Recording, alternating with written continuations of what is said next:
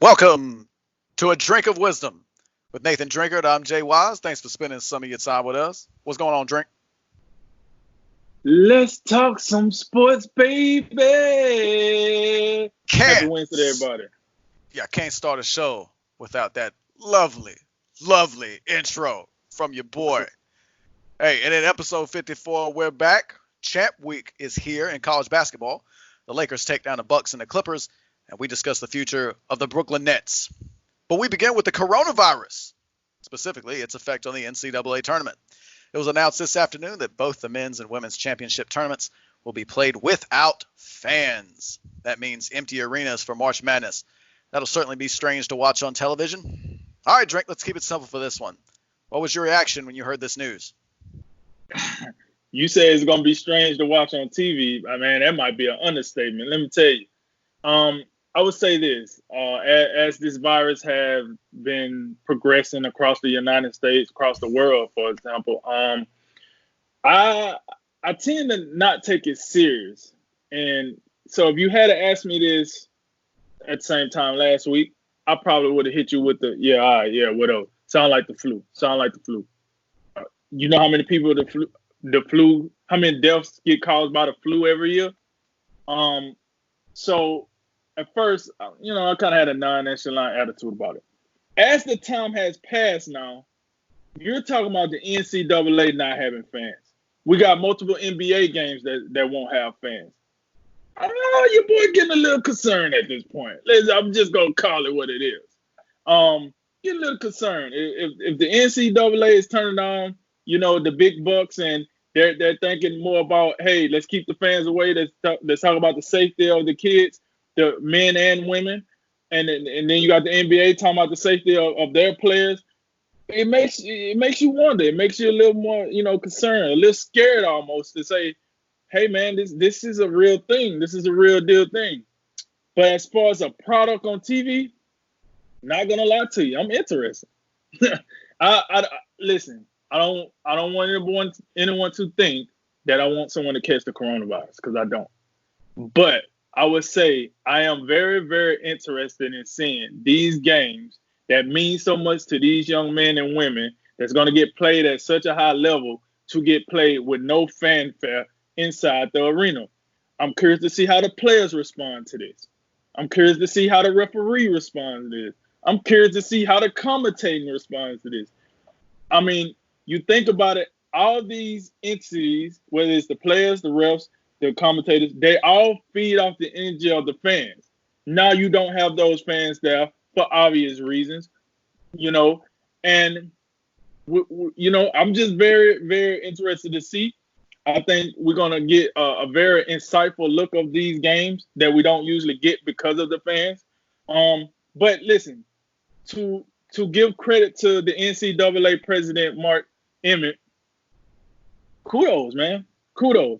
I think it was probably very hard for him to come and make the decision to not allow fans to this tournament, knowing how big this tournament is, knowing what this tournament means to NCAA basketball, and just the overall picture of, if you want to look at finance, merchandising, if you want to look at all that, I'm pretty confident it was very hard for him to make. I think he made the right choice. You always should protect your players. And, hey, at the same time, you're protecting other fans as well. Because as I hear it, if you come in contact with someone that's been overseas or been out of the country or whatever the case might be, you have a strong chance of catching this virus. So if you make the fans stay at home or go somewhere local or somewhere closed in where you don't have a bunch of bodies getting in contact with each other, you minimize the risk of catching this virus. And that's what the goal is with all this. Just to be clear for the listeners, the goal with all this is to minimize the footprint inside these arenas and minimize the widespread, I should say, minimize the widespread of getting this virus. The smaller the group is, the smaller the chances of catching the virus.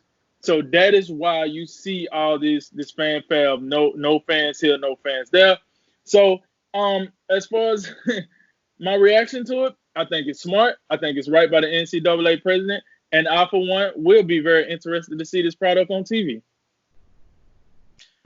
Yeah, this is a tough one, and there's a whole bunch of different angles we can look at this. First of all, I just want to say you talked about Mark Emmert and the decision and I imagine the conversations that led up to this call being made. Yeah, I can't imagine this was an easy decision for him to make. This is something that's unprecedented. This is something we've never seen this. And but I'm going to defer to the experts and the consultants I imagine they talk to make this decision because I mean this is a public health concern, and which that I mean in the grand scheme of things that outweighs basketball or any sport. So we got to keep that in mind when we're talking about these things. But that being said, the games will have a different feel when you talk about how will this affect those games, and it goes to something that we talk about. When they break down the brackets on Selection Sunday, we talk about hey one of the things that comes to mind is hey Gonzaga get the number one seed in the West. That has its regional benefits, travel, and you get a little home court. Well, there's going to be no home court advantage for anybody. So I'm looking at how does that play in the betting world. Home court's good for a couple points. I got to imagine that changes the lines in that regards.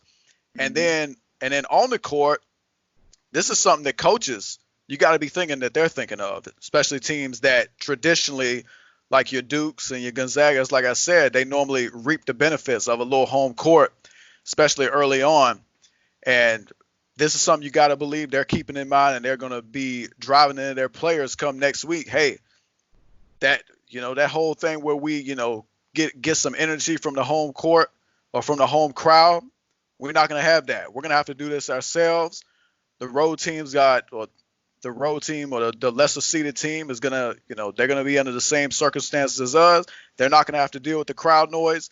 The referees, they're not gonna be under any sort of pressure from the fans. Not that they should be, but we gotta look at the human element in all this. So I can't imagine, a Gonzaga out west getting advantageous calls. The game's gonna be called straight up in my mind. So these are the type of things I'm thinking of. But just you think about this, it's just going to be wildly, wildly strange to just watch this on TV and just empty seats. From my understanding, and correct me if I'm wrong, from what I read, the families of players are going to be allowed to attend these games. I don't know. I don't know if I agree with that. I think if you're going to restrict fans, it should be a blanket policy. I get it. You want your families there, but hey, travel down to the city. You just can't be in the arena. I don't know if I like that special treatment. What's the difference between a family member and a fan at this point? You know what I mean? Like right. That's what I'm getting at. I don't see that as any difference at all. I get it. You want to have your family down there support you. Well, hey, come on down to the city wherever we at. Hey, I'll see you before and after the game, that type of thing. But hey, that's just one of those little side notes. But all in all, the last point I would tell you is this is a sad thing. I think it's definitely gonna have an impact. I think even when you think about the simple task of just filling out a bracket, I don't think you do it with as much joy as you normally would do with this with this public health issue we have right now. And I know I just said last thing, but one more thing. It's interesting. It'll be interesting to see how other sports attack this issue. Will they use the NCAA's position as kind of, will they go along with what Mark Emmert has said? We've already seen some instances out in San Francisco, the Warriors home games. They're going to be playing in an empty arena when they play the Nets. I believe that's tomorrow. The Seattle Mariners, I think all their home games for March, they're going to be played at an alternate location. So, and I think the NBA owners and senior officials, or it might be the board of governors, are looking at how do they proceed for the rest of the season. So I hope that in the grand scheme of things, I hope that the professionals are able to get this under control and we get this contained, because if we don't, it's going to have a far-reaching effect greater than college basketball. Yeah, to hit on what you just said, well, as far as the Warriors, for sure, the Warriors now already they released a press statement saying that they're not going to have fans for the foreseeable future. So that's the rest of the season or however this outbreak goes. And I did read that as far as the NBA, the rest of the NBA, what they want to do is they either gonna shift games either to the opponent's home if it's safer, or they're gonna select to use a neutral site for those games. Whichever one is safer, just so they can try to calm down the outbreak or the hysterical of the outbreak. Let's say that. That's what they're looking to do. But you made a fantastic point. And if this is true, I would love for somebody, Mark. I just gave you kudos for making this decision. Now you gotta kind of clarify this. What is the difference if a family member can come and a fan can't come? Blood? I mean, you still can get sick, but what's the difference? So at the same time, if that's true, you might well just open the doors and go ahead and make some. They don't make a whole lot of sense to me. I'm hoping that that's just an admiration, and maybe that's a decision that he's waiting to the very fine tooth comb minute to say, all right, no families, which would suck if you buy a ticket all the way out there and they say no. But it's a tough decision all the way around. So we'll see, man. But this should be a quite interesting tournament without no fans. What's gonna be interesting, and I hope that this doesn't come to it. I'm just bringing it up. If a player catches this, then what do you do? Let's just say, like, I don't know how it happens, but let's just say a player catches. I gotta believe if that happens, then we have to start looking at canceling games, because I mean, on the basketball court, there's gonna be contact.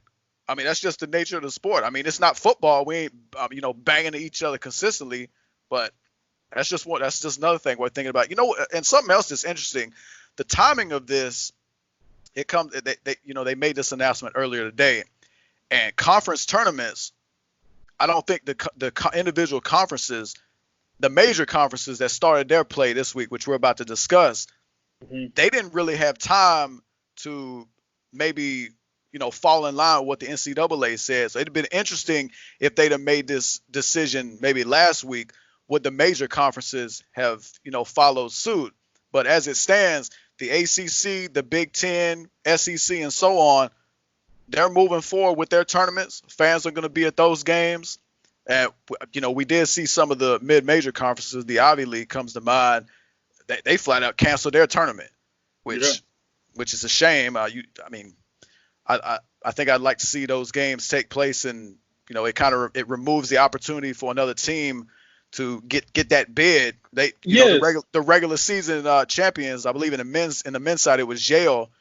They just get the bid outright. Nobody else has a chance. That's a shame. Okay.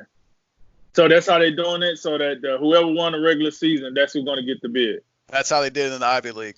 So that's obviously a shame, but it's definitely something we'll have to watch going forward.